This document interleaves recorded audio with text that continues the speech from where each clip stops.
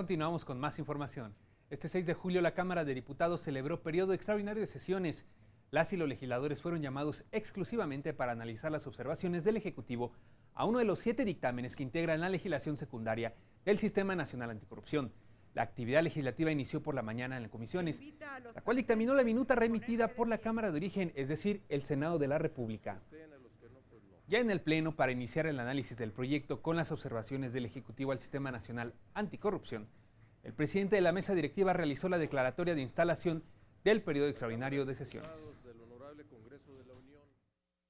La Cámara de Diputados del Honorable Congreso de la Unión, hoy 6 de julio de 2016, se declara legalmente instalada para funcionar durante el segundo periodo de sesiones extraordinarias del segundo receso del primer año de ejercicio de la 63ª legislatura, al que fue convocada por la Comisión Permanente. El presidente de la Comisión de Transparencia y Anticorrupción fundamentó el dictamen que modifica diversos artículos de la Ley General de Responsabilidades Administrativas en relación a las observaciones hechas por el titular del Ejecutivo Federal y que motivaron el periodo extraordinario. Por el canal del Congreso se eliminan la obligación de las personas físicas y morales de presentar declaraciones de situación patrimonial y de intereses, mismas que sí se incluían en el pasado dictamen aprobado por el Congreso de la Unión. Lo anterior y bajo el entendido de que la reforma constitucional en materia de combate a la corrupción no contempló a los particulares como sujetos obligados a presentar dichas declaraciones. Posteriormente se dio paso a los posicionamientos de los grupos parlamentarios, donde Encuentro Social argumentó su voto a favor del dictamen en los términos de la minuta enviada por el Senado de la República. Ya existen sanciones específicas para castigar a aquellos particulares, sean personas físicas o morales, que incurran en faltas administrativas cuando establezcan alguna relación con el gobierno, como lo pueden ser el soborno, la participación de forma ilícita en procedimientos administrativos, el tráfico de influencias. Nueva Alianza, a través del diputado Mariano Salazar Lara, dijo que las disposiciones aprobadas originalmente afectarían a un enorme sector de la población, ya que las obligaciones contenidas podrían constituir una intromisión en la esfera de las personas jurídicas y morales. Queremos que se castigue la corrupción y a los funcionarios que ella incurren, que ese es el objetivo de la ley y del sistema en todo su conjunto. No podemos distraer nuestra atención de dicho propósito. El coordinador de Movimiento Ciudadano en la Cámara Baja anunció el voto a favor de las observaciones, aunque indicó que el texto original fue redactado con fines políticos. Que sospechar qué está detrás de la redacción del artículo 32. Y lo que nosotros decimos, y lo decimos de frente, es que quizá el PRI y sus aliados lo que quisieron es enviarle un mensaje al sector empresarial, un mensaje de revanchismo por la insistencia de una parte de ese sector en insistir en una aprobación de un 3 de 3. La diputada Araceli Damián, a nombre del Grupo Parlamentario de Morena, consideró que transparentar la información de los empresarios que reciban recursos públicos no invade el ámbito personal. Que en el proyecto de decreto no se distinguía a beneficiarios de programas sociales de empresas con contratos gubernamentales, pero la solución no es eliminar la obligación para todo particular que reciba recursos públicos, sino establecer claramente quiénes deben de cumplirla.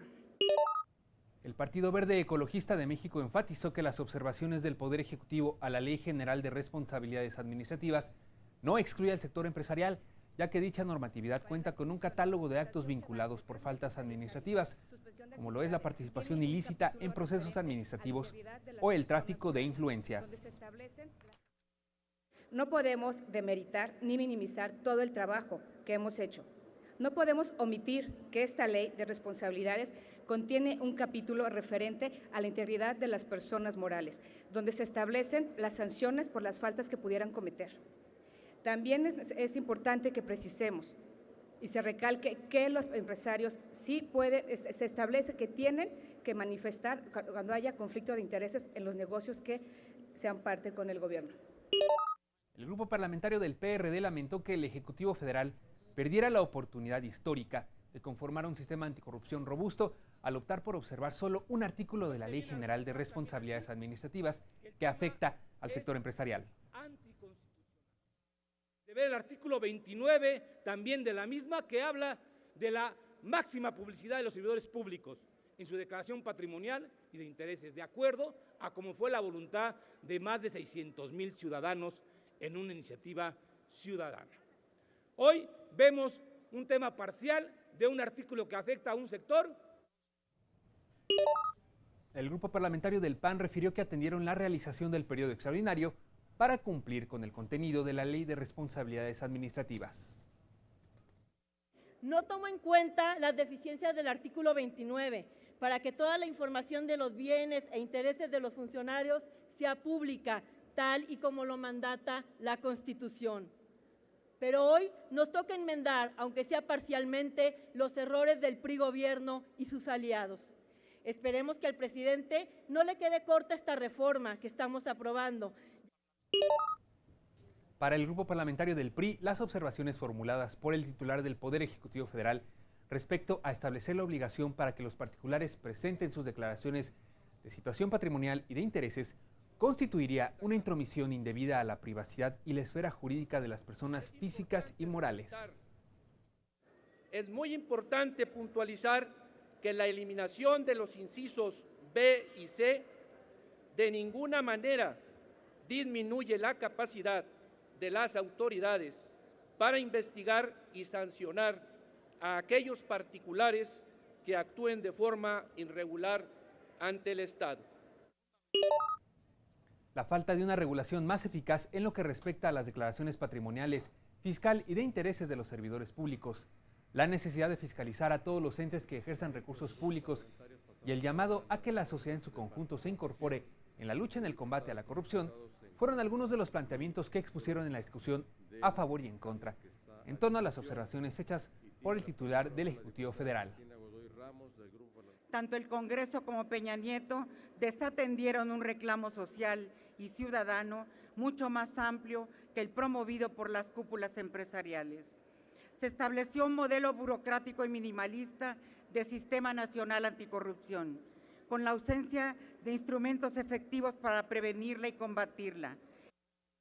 Ya que no es posible el debido procesamiento de millones de declaraciones y resultaría un freno para muchos particulares quienes preferirían no prestar el servicio o vender el producto al gobierno, ya que desgraciadamente vivimos en un país inseguro y a muchos empresarios no les parece que su patrimonio sea exhibido, ya que serían objeto puntual de robos o secuestros.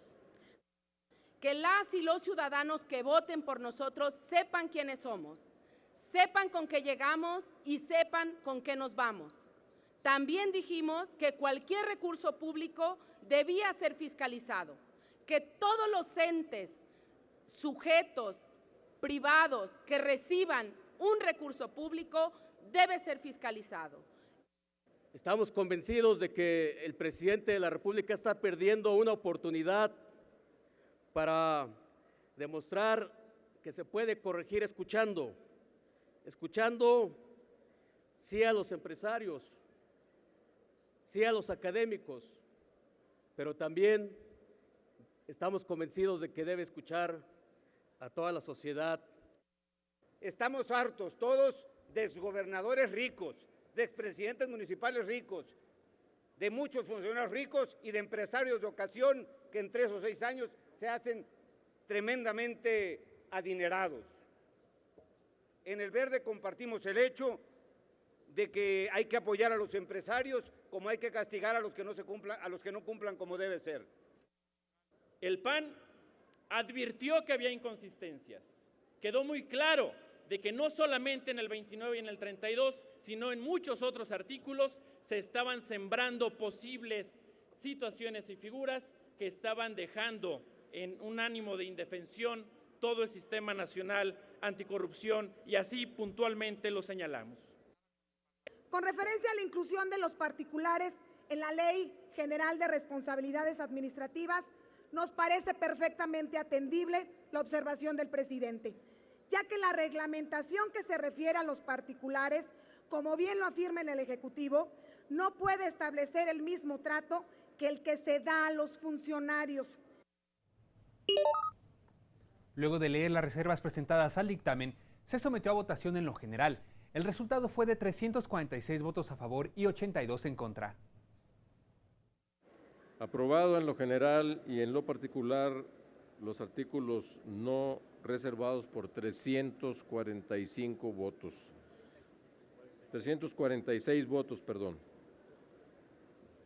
Una votación medio rara porque están reservados todos los artículos, pero tendremos que discutirlos uno por uno.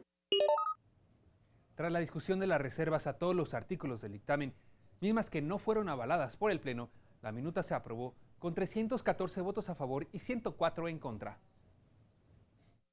Aprobado en lo general y en lo particular por 314 votos, el proyecto de decreto por el que se expide la Ley General del Sistema Nacional Anticorrupción, la Ley General de Responsabilidades Administrativas y la Ley Orgánica del Tribunal Federal de Justicia Administrativa. Pasa al Ejecutivo para sus efectos constitucionales. Tras la discusión y votación del dictamen, el presidente de la mesa directiva de la Cámara de Diputados hizo la clausura correspondiente al periodo extraordinario. Hoy, 6 de julio de 2016, la Cámara de Diputados de la 63ª Legislatura del Honorable Congreso de la Unión declara formalmente terminados sus trabajos correspondientes al segundo periodo de sesiones extraordinarias del segundo receso del primer año de ejercicio al que fue convocada.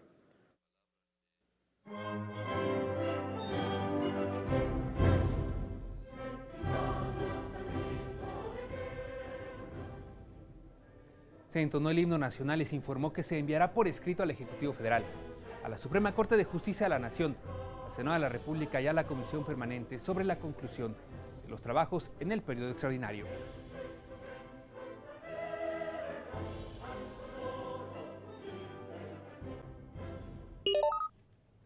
Hubo más trabajo legislativo en ambas cámaras del Congreso de la Unión.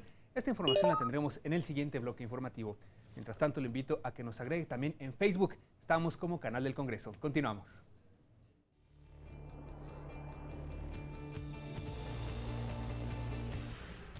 La tercera comisión de la permanente se reúne con Enrique Ochoa Reza, director general de la Comisión Federal de Electricidad, para analizar el aumento de tarifas de electricidad.